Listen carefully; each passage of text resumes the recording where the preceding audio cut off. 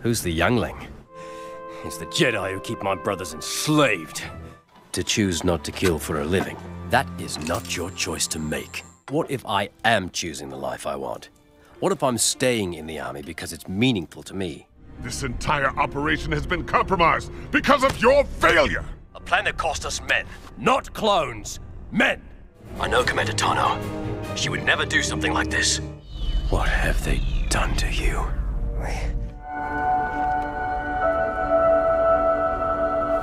Stand down, troopers! Now! That's an order, soldier!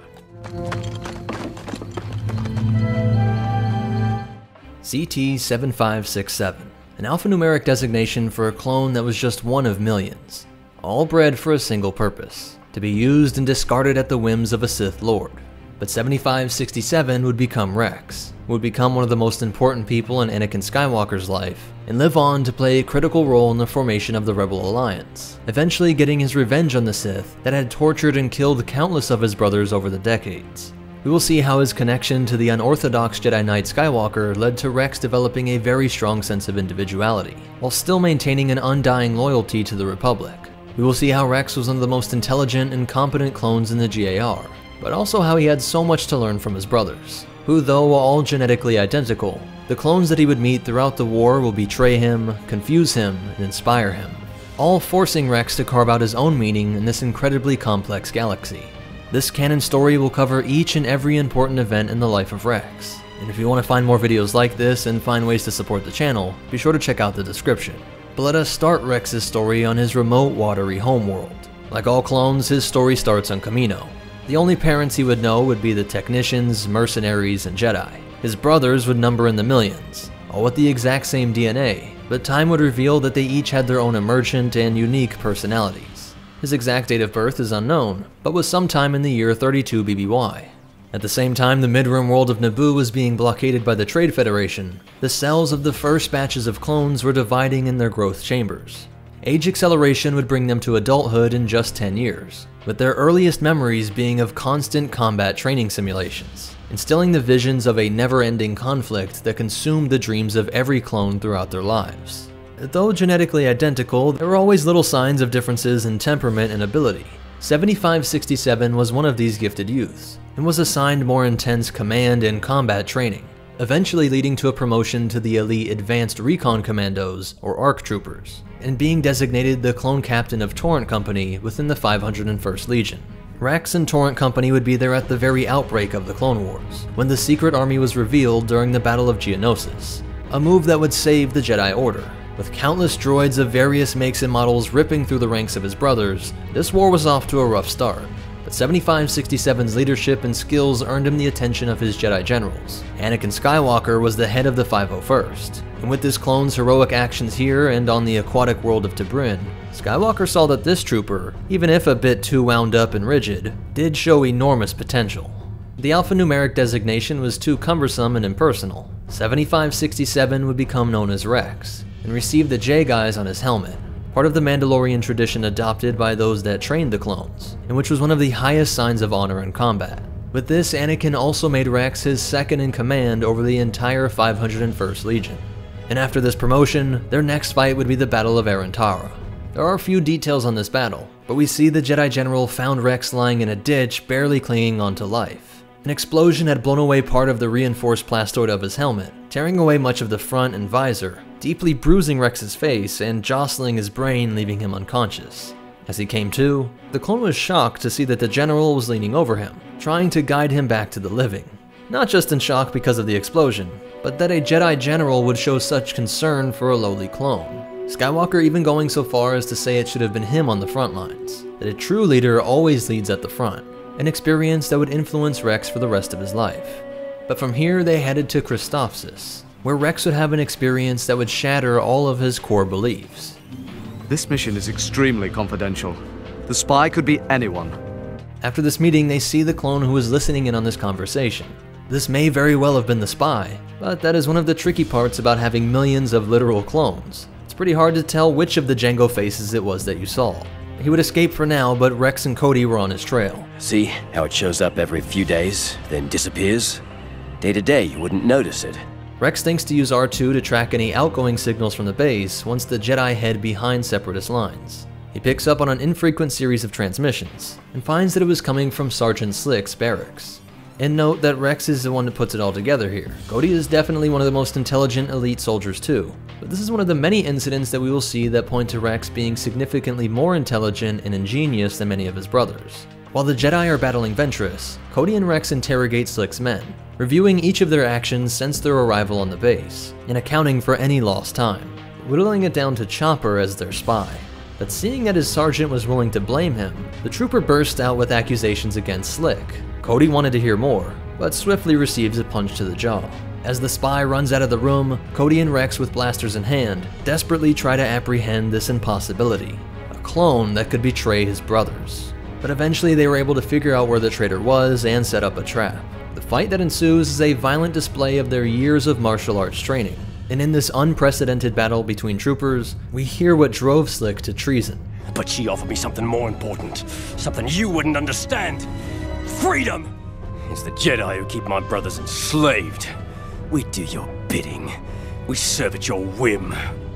I just wanted something more. It is unknown what became of Slick, though we can assume that he was sentenced to death for treason against the Republic. But these words must have burrowed themselves somewhere deep into the subconscious of all present, even if all were outraged and astonished at the fact that a clone could act against the Republic. Though each of these troopers came from the exact same DNA, raised in the same family, and endlessly drilled with the same singular purpose, we see that even in these early months of the war, these clones were much more than just organic droids following their programming, a foreshadowing of things to come. When Slick was trying to flee, he ended up destroying a bunch of vehicles like AT-TEs and LAAT gunships, but luckily the AV-7 Canon survived, which would be crucial against the coming CIS offensive. Rex, you and your men follow me! Displaying some of that elite 501st training, we see them launch an attack utilizing jetpacks right into the thick of the droid army advance, while Kenobi and Cody are protecting the forward base. With this first wave defeated, the troops and Jedi would regroup and go to meet the arriving new class shuttle.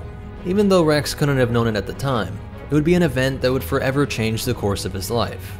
All were shocked that the temple would send out a youngling to the front lines. Even if she swore that she was really a Padawan, this Togruta was not what Rex and Anakin were expecting. As you might expect, he ignores the child and simply speaks to her superiors. Though in this very first conversation, she is able to get a chuckle out of this elite warrior. You're stuck with me, Sky Guy. What did you just call me? And he calls her Little One, a name that would stick for a while. And she is comfortable enough to joke around with Rex as well. So, if you're a captain and I'm a Jedi, then technically I outrank you, right? In my book, experience outranks everything. And during this Battle of Christophsis, we might be getting a glimpse into how Rex was already rising above his clone brothers, as Cody isn't at the meeting here. Instead, this two-part plan to counter the CIS deflector shield is thought up by Rex, and Anakin's plan was inspired by something Ahsoka said. You think they have a chance? They better. A relentless barrage of cannon fire from the A7s would prove still too weak to bring down the ever-expanding shield, but Ahsoka and Anakin were able to sneak past enemy lines. Similarly, Kenobi, Rex, and the rest of the troops would alter the plan to covertly press forward, with the shield passing over them and Republic forces descending on the droids. Rex engaging with dual DC-17s blazing. The clones would feign a defeat, seemingly being pushed back towards the cannons, while Kenobi offered himself up for capture. As the general was stalling, the shield was finally destroyed, and now Rex was ready to send another volley with the A7s, devastating the line of clankers and vehicles. Once the reinforcements arrive and the victory was complete, we see the camaraderie building between Rex, Skywalker, and Ahsoka. Great job, General Skywalker. You too, kid. Seeing that on her very first mission just how competent the little one was. And back on the Venator, racing off to their next battle, we see Rex and the clones gathering around and already enjoying Ahsoka's war stories. Is that true, sir? Well, most of it. From being on the defensive in a dense urban environment, the Republic would now lead a full frontal assault via LAAT gunships and transports carrying AT-TE walkers. The droids were now the ones entrenched, with DS-D1 droids acting as anti-aircraft guns in the Ba'omar Monk Monastery high upon a plateau. Rex leads the charge out of the LAATs as they landed at the base of the monastery. The fighting is intense, but the Jedi and clones are able to scale the vertical cliff, with the help of their grappling hook attachments and walkers. The mission objective was to rescue Jabba's son, Rhoda, and Dooku framed the Republic to make it look as if they were the ones that kidnapped the Huttling, sending in the massive C-9979 landers who would deploy an army to rescue Jabba's son, a move which, if successful, would ensure a Hutt-CIS alliance. As Rex and the clones cover the front, Skywalker and Ahsoka try to get the child off-world. When the Separatist forces overrun Rex and his men, the captain lies still, faking his death, waiting for the right moment when he can get a shot on Ventress. This would have been a significant loss early on in the war, though we had to have assumed that he would have been killed in this process as well. But the Sith deflects the oncoming bolt, and it careens into the B-1 battle droid in front of her. Calling on the Force, Rex's blaster is flung away, and he is choked and interrogated. I don't talk to Separatist scum! But he was able to retain his wits even with Ventress applying a Force mind trick. Quick thinking, Rex uses this as a perfect way to warn Skywalker about his defeat, breaking protocol and speaking too casually, tipping off the general. Anakin, come in. Anakin? That's not like Rex. What is your location? When the assassin foolishly leaves simple clankers to hold the prisoners, Rex again leads from the front, stripping his captors of their blasters and inspiring the troops to rush the droids, opening fire on them with their own E5s and taking refuge on a destroyed ATTE until reinforcements could arrive. Kenobi and his Delta 7 and the clones in their LA-ATs blasting the droids away and rescuing their brothers. Anakin was supposed to return for evac, but Ahsoka convinces him that Rhoda was getting worse, that the Hutt needed to be taken to the Venator's medbay ASAP. Reluctantly, Skywalker had to tell Rex that he would have to finish the fight on his own. We're not going to be able to help you. Don't worry about us, General. We'll be alright. Showing true commitment to the Republic and the war effort, while still definitely fighting in the style of Anakin despite the General's absence. And once the mission to unite the Hutts was complete, Rex, Cody, and the rest of the gang went to Tatooine to evac, while the next stop would be Mimban in the expansion region. This swampy and muddy world would remain a war zone for years to come, with even the Empire having difficulties against the Mimbanese. The assault would include the 501st and the mud jumpers of the 212th. The general was Jedi Lon Tik, and the ambassador intended to meet with the Mimbanese was none other than Jar Jar Binks. The Gungans' cowardice ran in stark contrast to the bravery of the Jedi and efficiency of the clones. But when the general was killed, command actually fell on Jar Jar. Here, Rex made the easy, yet technically unauthorized decision. He took command of Republic forces and held a meeting with some of the top 501st boys. Any chance of victory would depend on taking out the shield generator, but the CIS forces were too powerful to lead a full-on assault. Though it might be a suicide mission, Rex decided that if he were to sneak in there alone, that would be their only chance. He ordered a shuttle for exfiltration and gave the orders that if the shields went down, then they could launch an attack. If the shuttles arrived before that, they would leave him behind. Best case, victory, but worst case, there would only be one casualty. As he neared the complex, battle droids spotted him in a clearing. Rex was blasted several times, but the strong plastoid armor held up. But looking down a clanker's barrel, he thought that this was the end, until a blue blade flashed through the torsos of the B-1s, and it was not the general, but Jar Jar, also roaming out in the jungles for some odd reason, claiming to have picked up the lightsaber to ensure that it didn't fall into the hands of the enemy. Rex strips the weapon away from him and explains the mission. The Gungan says that Rex was brave, but not very smart. With Jar Jar offering to help, Rex gives the Senator his DC-15 rifle and whips out the trusty DC-17 pistols. The pair are able to ambush the droids just outside of the generator and deliver a Republic victory on Mimban. After this series of battles, Rex and Cody were given some time off the front, now taking the new class transport the Obex to inspect crucial Republic bases. And inside of the Rishi Moon outpost, you can actually hear a reference to the mud jumpers that Rex was just with. This next one goes out to the mud jumpers of the 224th, slugging it out on Mimban. Keep your heads down and your seals tight, boys. Commando droids had used a meteor shower to conceal their Droid-class landing pod, and were successful in taking over the base, impersonating clones via their ability to regulate their voice and actually wear the trooper's armor. But when a droid attack flare was launched, and Rex caught this trooper saying one of the battle droid's favorite catchphrases, the deception was over. After the resulting firefight, they find the rookies that were able to escape. Take them off, now! When a Rishi eel snaps at them, a perfectly placed shot by Rex takes it down. Though the names Fives, Heavy, and Echo would be known throughout the galaxy as some of the most heroic clones to ever leave Kamino, at this point they were still too fresh for respect. Looks like we got ourselves a batch of shinies, Commander. Shinies, sir? That's right. Your armor. It's shiny and new, just like you. Again, we see that Rex is the one that comes up with the creative plan, doing the complex task of being a clone and acting like a droid who is trying to act like a clone, which surely would have made the Kaminoan theater teacher feel validated. Roger, roger. Once the clankers opened up, the troopers are able to push through and refresh their weapons, hitting up the armory with Heavy grabbing a Z6, and with this they were able to hold off the next wave of droid reinforcements. Extra-large gonk droids full of Tibanna gas were used to power this remote station, and by grouping them all together and setting up a charge, the explosion should be big enough to destroy the entire base, eliminating all the droid units, but most importantly cutting off the all-clear signal that was being sent to the Republic. This listening post protected a major route directly to Kamino, essentially giving the CIS a superhighway straight to the clone homeworld.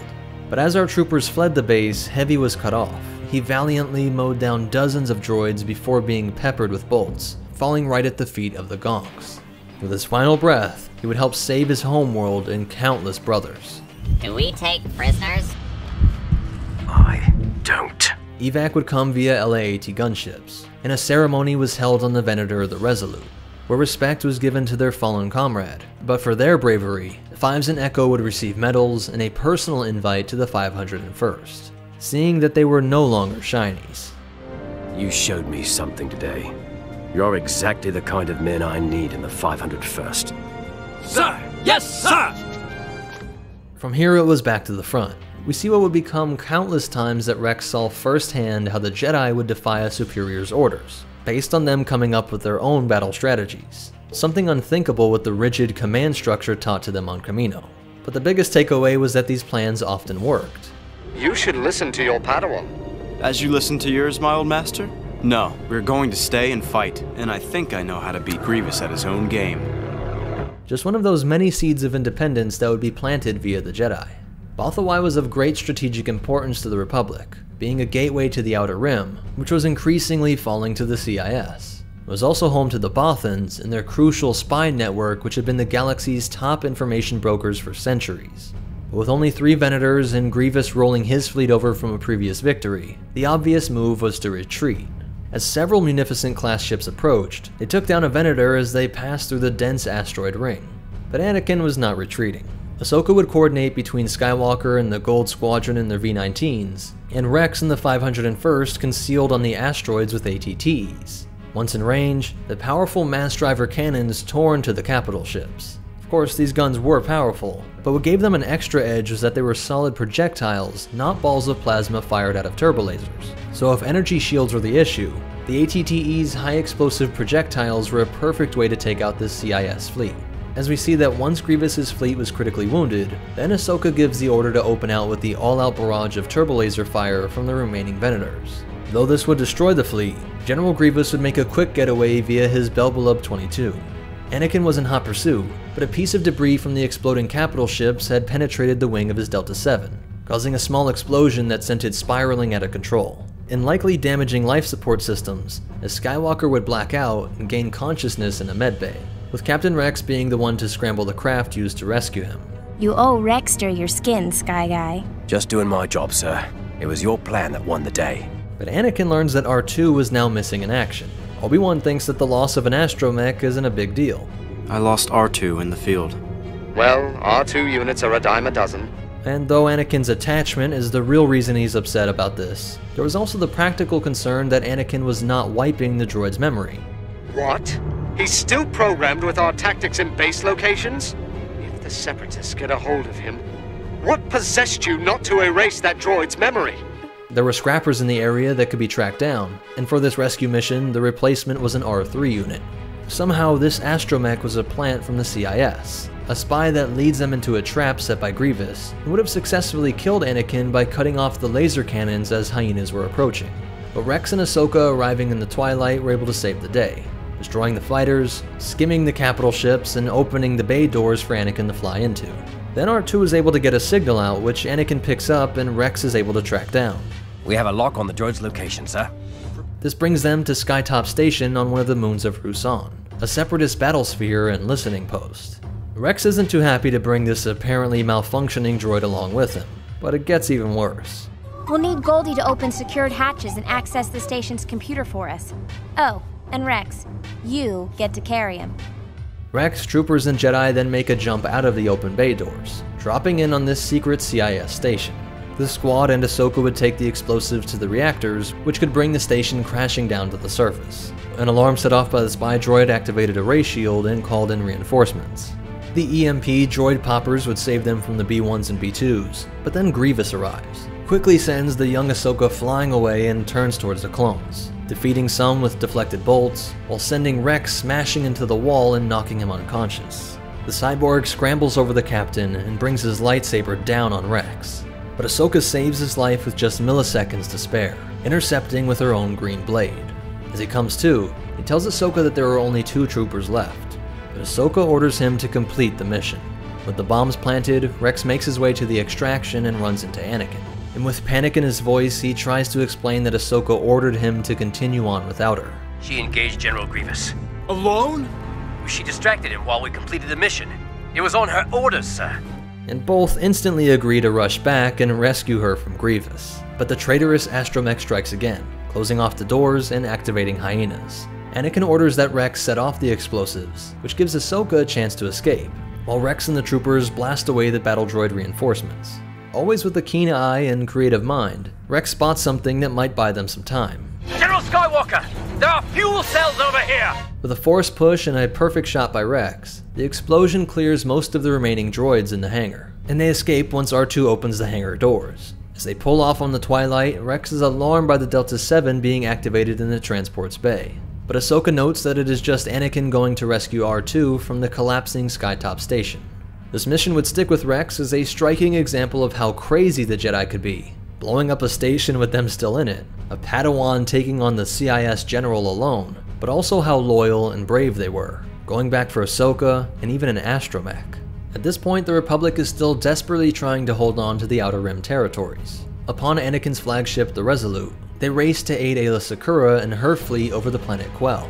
Flying in with LA-ATs, Rex and his Jedi would fight past the Flak and B-2RPs, the flying variant of the super battle droids that were deadly efficient against the large Republic gunships. Anakin hops on one and commandeers it, while Ahsoka and Rex ride the damaged LA-AT into an opening in the Venator's hull, hopping out and dispatching droids while trying to make it to the bridge. They were able to rendezvous with Secura's forces and make their way to the docked C-70, but Anakin sees that they won't make it, force pushing everyone into the Charger while he absorbed the blow from the explosion. Ahsoka and Aayla would be able to rescue him, but when going to dock with the Resolute, one of the Hyena's laser cannons fired through the cockpit and killed one of Secura's troopers. His head smashing into the control panel, the hyperdrive was activated. Damage to the Charger's systems made it impossible to turn this off, forcing them to disengage from the Venator. Bly and Ahsoka would try to pilot the heavily damaged cruiser, but it was heading right into a star. By using the ship's momentum and the gravitational pull, they were able to slingshot into the remote planet of Meridun, making an incredibly tough crash landing, with Rex not missing a beat and helping to evacuate and then set up the camp. Aayla tells Ahsoka that they will have to go out and try and make contact with the local population, hopefully finding a way to get in touch with the Republic. Don't worry, kid. I'll take good care of him. The Padawan is worried to leave her unconscious master behind, but Rex promises to protect Sky Guy and tries to assure the little one. Hey, kid. Good luck. That night, Rex senses something is watching them, and Anakin wakes up only to lock eyes with a terrifying creature. A mastiff Phaelons leaps out of the tall grass and whips Rex about, pinning his arm down, but he is able to squeeze off a shot, scaring the creature away. Meanwhile, the Jedi had found a Lurman village, and after getting Anakin to one of their healers, he was starting to look better. The next morning, when a C-9979 was spotted by Rex, the Republic forces left the village to try and hide out. Commander Bly, we've got company. Not wanting to make it seem like these people were allies of the Republic, but the CIS did not need any excuse to occupy this world. I am General Lockdurd of the Separatist Alliance. Ransack this dung heap. Bly and Rex help Anakin on his feet, while the battle droids rip apart the village. And Rex and Ahsoka couldn't believe that the Lurman would just sit by and let this happen. You know, I can't figure those villagers not wanting to fight. No pride, I guess. I call it no courage. While they try to figure out what to do to get off-world, Anakin proposes stealing a Separatist ship, but they are spotted by a probe droid. In pursuing it, they discover a CIS prefabricated base that was already dropped down and assembled. Rex and Bly sneak closer to the base to see how they can infiltrate, while Lock-Durd reveals a new type of weapon that can kill organic matter without harming the droids. The first test fire of this prototype would show that it unleashes an enormous circle of fire which nearly consumed our clone recon team. That night, Ayla and Ahsoka would scale the walls of this base and open the door, while Anakin and the troopers would silently eliminate B-1s until they made it to an available shuttle. But along the way, Rex spotted something very useful. Shield generator, sir! Let's take him with us. When they arrived back at the village, the leader of the Lurmen was still refusing any aid, but the Jedi know that Durd plans on testing this new weapon on the primitive, peaceful people. Rex keeps lookout while the generators are put into place. Incoming! Power the shields! Rex emerges from the shield to open fire with the DC-15 rifle, as the Separatists send wave after wave of droids. Eventually, they were able to push Rex and Bly back into the shield, where a B-2 then opened fire on the generator, disintegrating this protective bubble. Anakin would rush towards the defoliator, while many Lurmen picked up arms to fight the clankers. Rex now blasting away with his dual pistols, these combined forces were able to win the day. And from this remote grassland, the 501st would be shipped out to the icy and politically complex world of Ordo Plutonia. In this thought inhospitable world, we see the boys in blue sporting their cold weather assault gear. This world's moon was Pantora, home to the blue-skinned Pantorans. This is sovereign Pantora territory. There were worries that this was a separatist invasion, but when they discovered a CIS outpost that was also destroyed in a mysterious manner, it seemed like some third, unknown force was attacking, and Obi and Annie eventually discovered that it was the native Tals. The Pantoran chairman is furious and wants these savages to be slaughtered. But Rex is given orders from Anakin not to let this turn into another war, no matter what the politician wants. But Rex does still need to keep him safe. No matter what the chairman thinks, we're not going to war. As they are making their way back to the Republic base, they are ambushed by the Tals. Once these natives started killing off his clone brothers, Rex did what he had to do. With the trusty DC-17 snapping, he was able to cut down dozens while spears came raining in. The chairman received a spear to the back, but was still conscious, while Rex ordered a hasty retreat via the BARC speeders, and setting up a perimeter awaiting further air support. And when the gunships arrived, the Tals stopped their assault. 11 dead, the rest wounded, including the chairman. The chairman's last words urged the senator to wipe out these savages, but Tucci offers them peace, with the Pantorans remaining and the Tals becoming important Republic allies. Now in the year 21 BBY, we head to the first planet to ever see clankers on the battlefield, Naboo. Dr. Vindy was by all definitions a mad scientist, wanting to bring back the Blue Shadow virus, one of the deadliest viruses in galactic history, something that could kill all known species. The Separatists helped him craft this, but the research lab was discovered by Jar Jar and Padme. Though taken prisoner, they were able to get a signal out to the Republic. By using thermal detonators, they were able to blow a hole into the Underswamp cave system. Repelling off the LAATs, Rex would lead the assault into these secret tunnels, eventually resulting in the Doctor's capture, while the bomb squad led by Kenobi would defuse the detonator. But while Annie and Obi were transporting Vindy, one of the LEP droids proved to be a very tenacious and dedicated assistant, inserting one of the vials into a detonator with Rex just feet away. Safety measures kept it from escaping the facility, but it did make it into the room that Ahsoka and the troopers were rushing towards. No, no, no! Some of the virus got in here. We didn't close the door fast enough.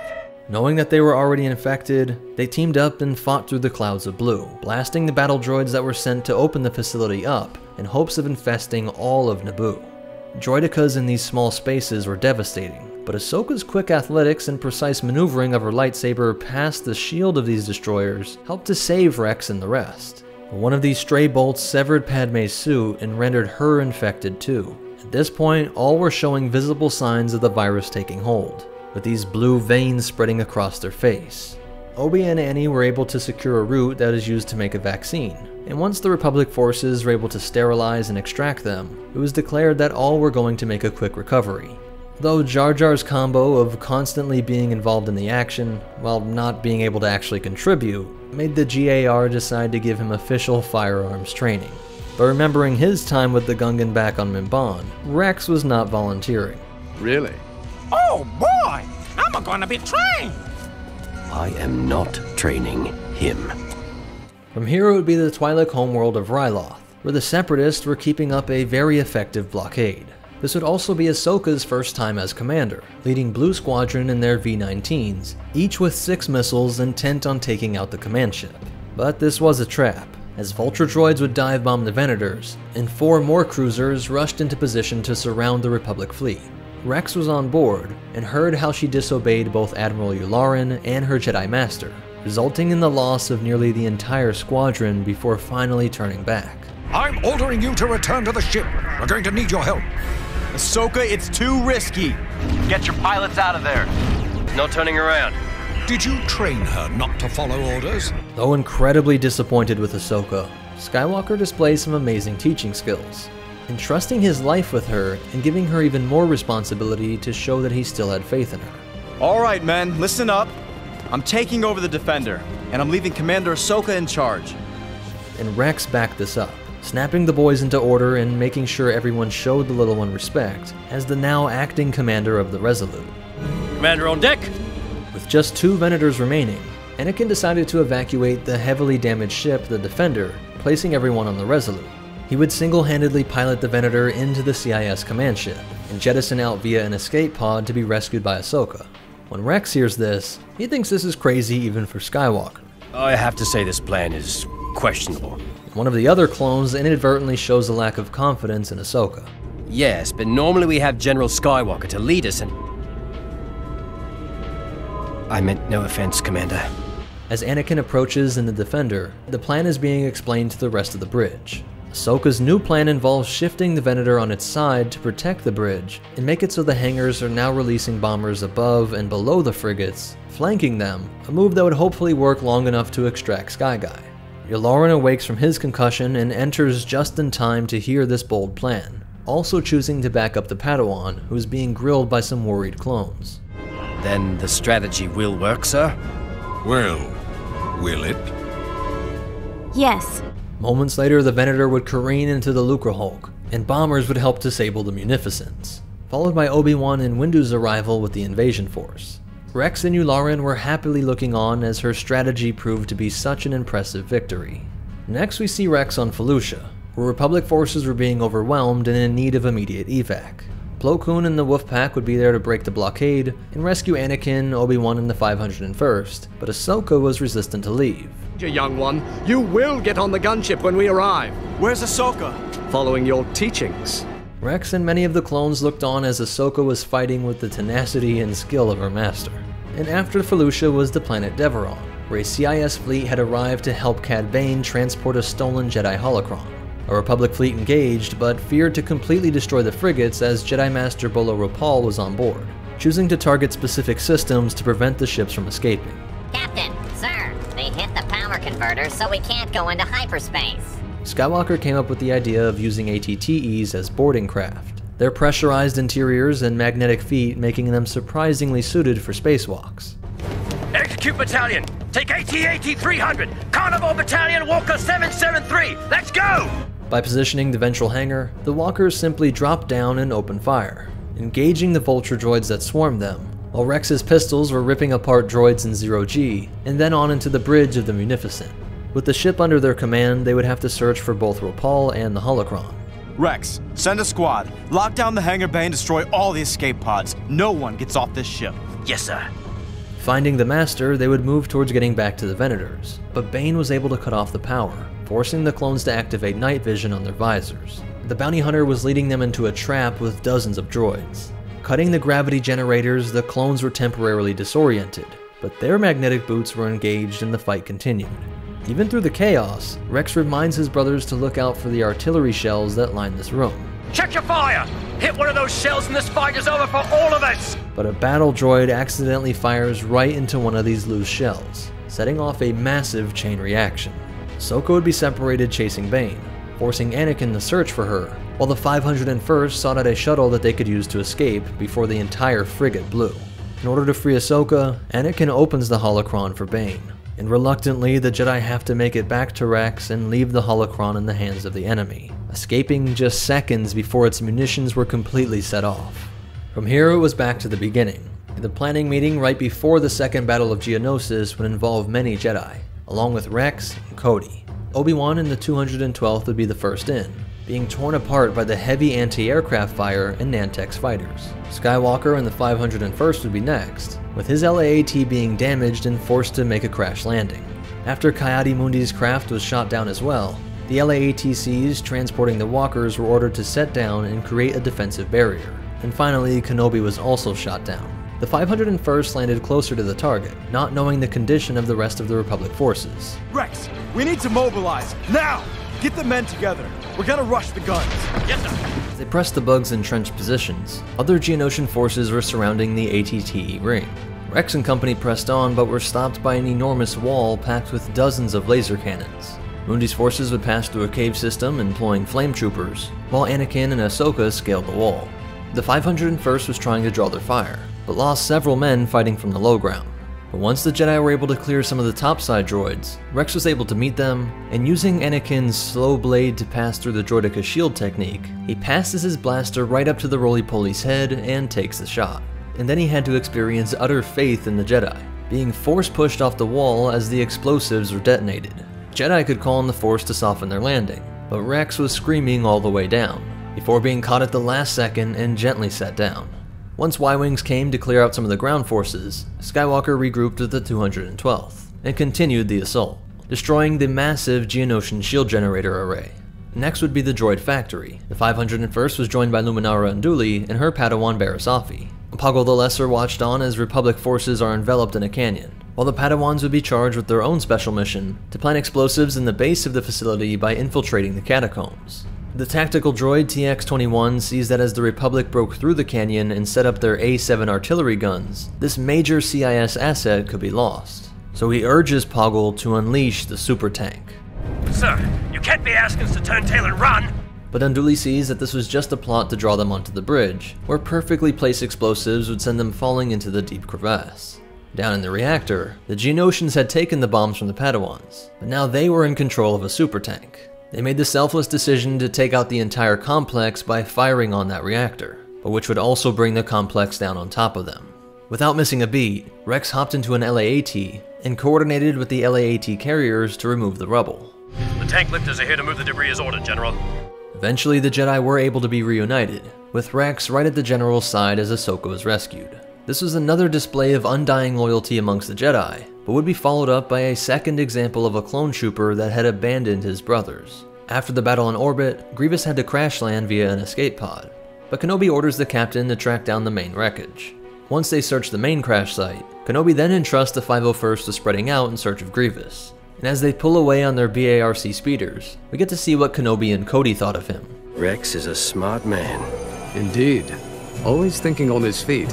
But tragedy would strike just moments later, as a sniper team of commando droids zeroed in on Rex, delivering a powerful bolt to his upper chest, which sent him flying off the back of his speeder. Unconscious, his brothers were able to pursue and eliminate the droids, and then rush him off to safety. Jesse was able to deduce that there must be a farm nearby due to there being domesticated wildlife, and with the gurney bed feature of the speeder, they made their way to the homestead. They were intercepted by a rifle-wielding Twi'lek that was not too happy to have visitors, but she did eventually let them set up and give Rex medical treatment. We see that the bolt actually punctured through the armor and almost completely passed through his body, but he was already being recovered via the Bacta patch. That would have gone straight through your heart had it been 2 inches to the left. And then we see some of the dynamics of command when the captain is incapacitated. That's an order. Sir, as the team medic, when it comes to the health of the men, including you, I outrank everyone. Meanwhile, Kenobi's men had discovered Grievous's escape pod, and commanding officer Jesse would now lead the 501st to the crash site in order to apprehend the general. While Rex recovered in the stables, he discovers another unthinkable clone. My name is LeQuain. Cut LeQuain. You're a deserter. Well, I like to think I'm merely exercising my freedom to choose. Unlike Slick, who actively got clones killed with his treason, this clone deserter went against every bit of their genetic engineering and years of training, but he hurt no one, and even had a family that he loved and supported. Cut knows that all clones, no matter how seemingly dogmatic they appear, still question things about their freedom. And the debate that occurs between Cut and Rex gives us some of the best insight into these competing thoughts in a clone's mind. Name has to make you feel unique, especially in an army where everyone looks like you and talks like you. Actually, I've never really thought about it. Yes, you have. Well, how would you know? Because I am as close to you as any life form can be. Admit it. You've thought about what your life could look like if you would also leave the army. Choose the life you want. What if I am choosing the life I want? What if I'm staying in the army because it's meaningful to me? Because I'm part of the most pivotal moment in the history of the Republic. If we fail, then our children and their children could be forced to live under an evil I can't well imagine. Isn't that what somebody programmed you to believe, Captain? No, Cut. It's simply what I believe.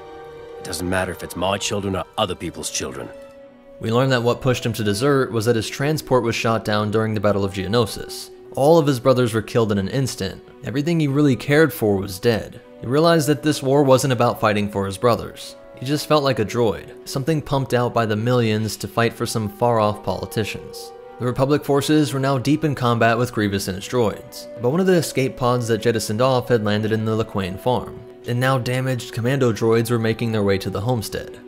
Rex, I need you to be the last line of defense for my family. Rex sees that again, this is not a dishonorable man, despite all of his instincts to despise a deserter. And though injured, the captain is able to protect Cut's family. Grievous narrowly escapes Kenobi. In the following morning, we see that Rex promises not to turn Cut in to the Republic authorities. You're still a deserter, Cut, but you're certainly not a coward. And when Cut offers him the chance to stay, we hear Rex say something very interesting. This is your home, Cut. My family is elsewhere. Note that he doesn't say that his home is with the Republic or even his brothers of the 501st, just a vague elsewhere. Perhaps showing that Rex was now aware that his sense of purpose found with the GAR was lacking, not as deep and true as Cut's was with his family, sensing there must be something more, but not quite sure what it could be at this time.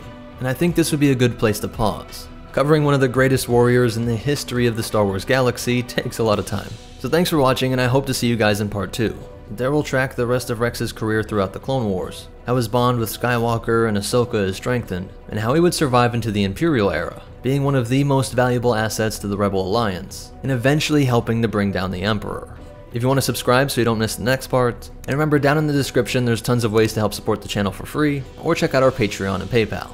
Special shout out to our supporters over on Patreon, especially our $25 tier, Andrew Ban, Black Phoenix, Feed Me Kittens, and Seraph Diaz. But most important of all, remember, always keep your DC-17s close, and the Force will be with you, always.